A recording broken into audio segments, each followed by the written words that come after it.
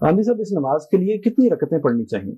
इसकी रकतें ताक पढ़ी जाएगी, यानी इसके बारे में जो कानून है वो ये है कि ताक रकतें पढ़ी जाएंगी। इस हालत में आप सल्लल्लाहु अलैहि वसल्लम हमेशा इसे ताक रकतों में पढ़ते थे। ये जुफ्त रकतों में नहीं पढ़ी जा सकती, यानी ऑड नंबर में पढ़ी जाएगी। आप 3 रकतें पढ़ेंगे, 5 पढ़ेंगे, 7 पढ़ेंगे, 9 पढ़ेंगे, 11 पढ़ेंगे, इससे ज्यादा भी पढ़ सकते हैं।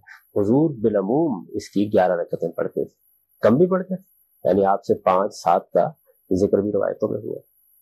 आंधी साहब, इस नमाज में जब हम क़याम करते हैं, रुकू करते हैं, सुजूद करते हैं, तो खासतौर पर क़याम में ये बयान किया जाता है कि तिलावत कलाम पाक को ज़्यादा से ज़्यादा करना चाहिए। लोगों को, मुझे भी खुद भी इसका एहसास है कि लोगों को ज़्यादा मुश्किल होती है कुरान मजीद को याद करने के हवाले से, बड़ी सूरतों को याद करना और मुश्किल होता है। तो इसमें क्या मुसहफ को हाथ में उठाकर पढ़ने की इजाज़त है, या कोई टेप वगैरह के जरिए से हम इसको साथ में रखकर सुन सकते हैं?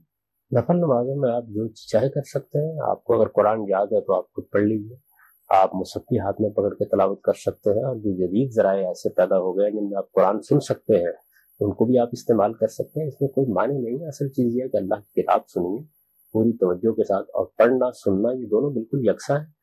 कुरान मजीद आप पढ़ रहे हैं या आप सुन रहे हैं, उन दोनों में कोई फर्क नहीं है। इमाम पढ़ता है, हम सुनते हैं।